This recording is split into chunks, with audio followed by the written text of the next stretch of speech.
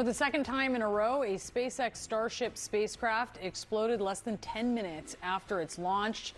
People watching this debris lighting up the sky from some parts of Florida and also over the Caribbean. Let's discuss with former NASA astronaut and a former director of space operations at SpaceX, Garrett Reisman. Garrett, thanks so much for being with us. Eventually, this rocket is supposed to carry people. What if there had been people on board when it started to lose control? Boris, that's a good question. It would have been a very bad day for those people, to say the least. So the thing that's worth noting is that Starship, unlike all the other rockets we're using today to get people into space, does not have a launch escape system. So like the SpaceX Dragon, the Boeing Starliner, the Orion, the Soyuz, the Shenzhou, all those rockets have an ability to take the crew and the capsule away from the rocket in the event the rocket is having a bad day and bring them to safety. But Starship does not have that capability. Wow. And I mean, not to mention, and I know I'm just a layperson here, Garrett, so correct me if I'm wrong, but at a certain point, isn't rocket debris repeatedly raining down on Earth? You know, they had to close airspace last night. They're still finding stuff on Turks and Caicos from the January explosion. Isn't that less than ideal? Oh, sure. And that's the FAA's job, is to protect the uninvolved public. And so far it's working. It's been very inconvenient. They grounded flights in Florida. They had to turn some airplanes around. But the FAA is doing its job and making sure that nobody gets hurt so far. And it's a tricky thing to do when you have a vehicle this big that's coming apart.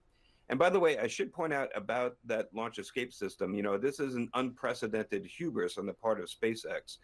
We actually did not have a launch escape system on the space shuttle either, but we thought we had got to the point where we can make the ship safe enough that we didn't need one. And then we had the Challenger explosion. And one day we're going to have to get to the point where, like right now with airliners, we don't have escape systems on those either, but they're safe enough that we don't need one. The question is, will Starship get there? And that's very much an open question.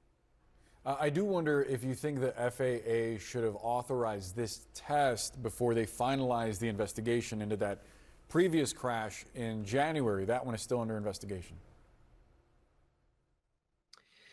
Yeah, again, the FAA's job is not really to make SpaceX successful. Their job is to make sure that nobody gets hurt. And if they're assured that there's nothing that's changed in the analysis or the potential danger of the launch, and then they'll go ahead and give them a go to proceed. In this case, that was true. No, they did have another almost identical explosion and debris raining down. But again, the FAA did its job and nobody was hurt, just inconvenience. So that's really what the FAA is focused on. It's SpaceX's job to make the rocket work.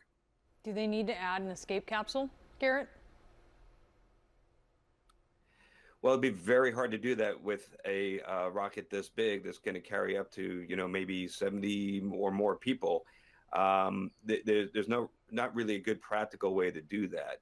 So what SpaceX is banking on is that they can make this ship successful. And what they try to do is be unafraid to fail and work out all the bugs and have incidents like these when the consequences of failure are low and nobody's going to get hurt, so that later when there are 70 people on that rocket, it'll be safe. But they're trying to do something that's more complicated than anything they've tried in the past. And again, I think it's an open question. I know NASA would have some concerns. One of the things we did after the space shuttle accidents is going forward, we said we need to have an escape system on all of our vehicles. And that's why there is one on the SpaceX Dragon, which was NASA certified. So, this is something to watch as we go forward. And I'm not really sure how it's going to turn out. All right, really interesting. Garrett, thank you so much for being with us. My pleasure. Always a fun time with you guys. Thanks.